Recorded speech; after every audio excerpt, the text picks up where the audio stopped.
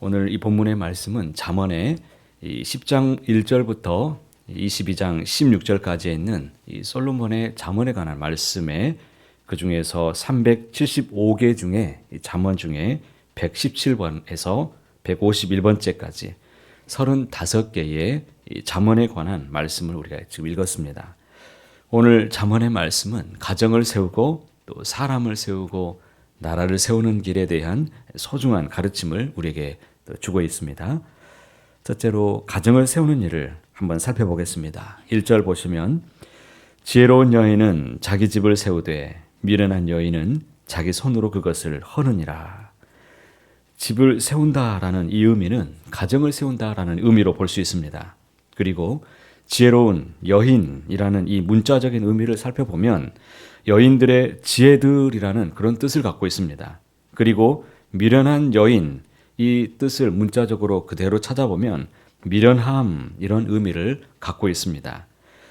솔로몬의 잠언은 집안을 일으키는 주체를 그 여인 자신이 아니라 여인들이 가지고 있는 지혜다라고 지금 그렇게 표현하고 있습니다. 어떤 여인에게 지혜가 있으면 그 집안을 일으키게 되고 그 여인에게 미련함이 있으면 지혜가 없게 되면 집안을 무너뜨리게 된다라고 그렇게 말씀하고 있습니다. 당시는 지금처럼 남자와 여자가 인권이 균등하거나 평등했던 그런 사회가 아니었습니다.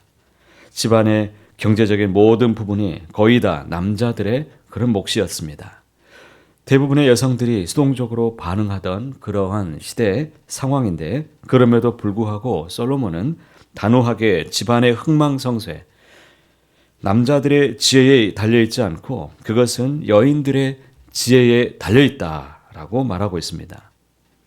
솔로몬이 이렇게 말할 수 있었던 것은 그에게는 많은 아내들이 있었기 때문입니다.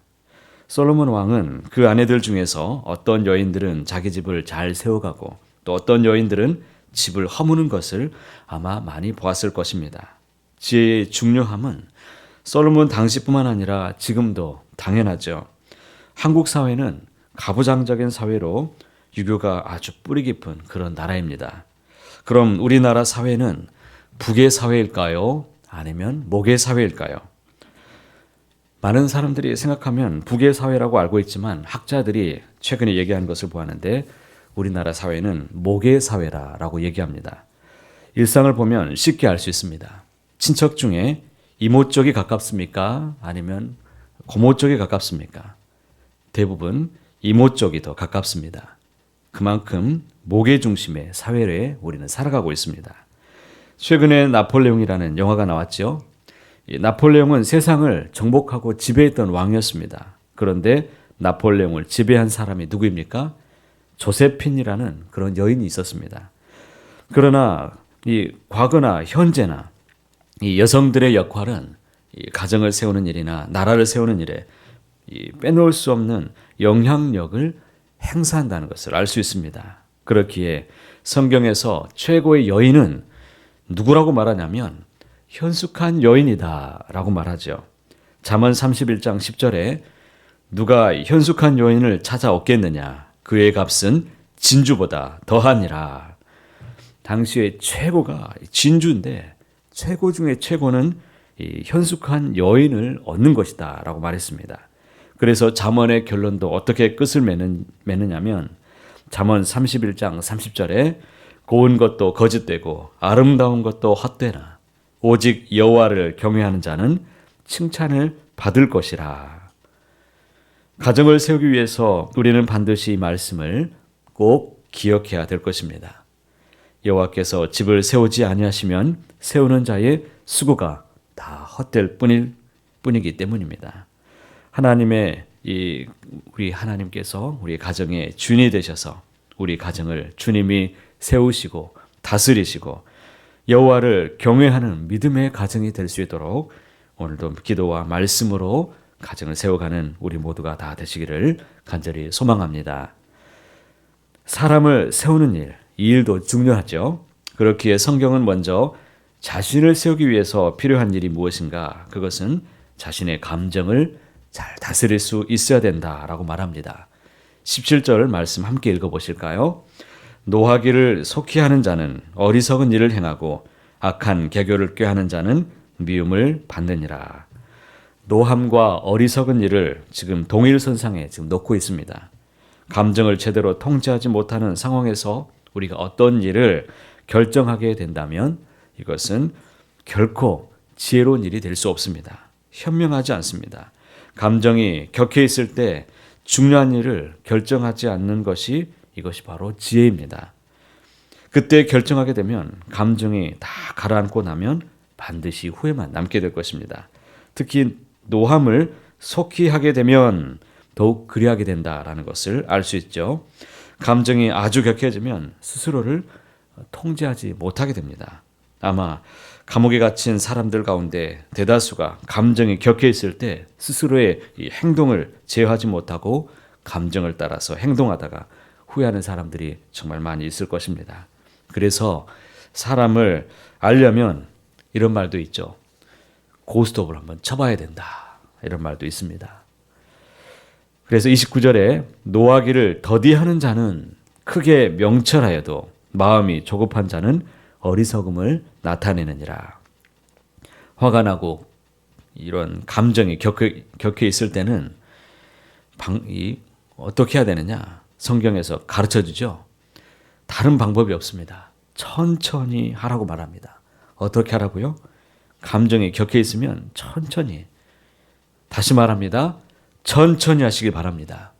오늘도 하나님께 구하실 때 이런 마음으로 하나님의 지혜를 구하면서 우리 마음에 하나님께 두시고 살아가시길 바랍니다.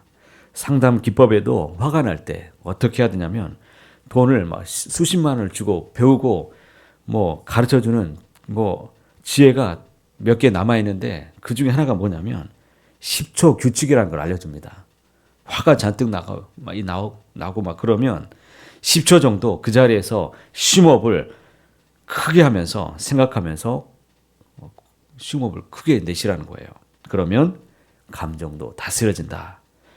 오늘 하루도 감정 상하는 이 일 때문에 후회로 하루를 마무리하지 마시고 내 연약한 감정과 내면도 다 주님의 말씀으로 채워서 잘 다스리시는 귀한 날 되시기를 바랍니다.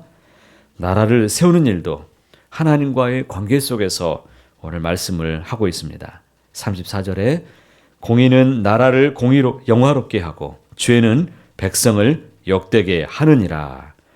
공의는 하나님과의 바른 관계를 맺는 것을 뜻하고 있죠. 나라를 나라되게 하고 국격을 높이는 것, 국가의 높은 경쟁력이나 또 막강한 군사력, 문화의 융성에 있지 않고 하나님과의 바른 관계에 있다라고 말하고 있습니다.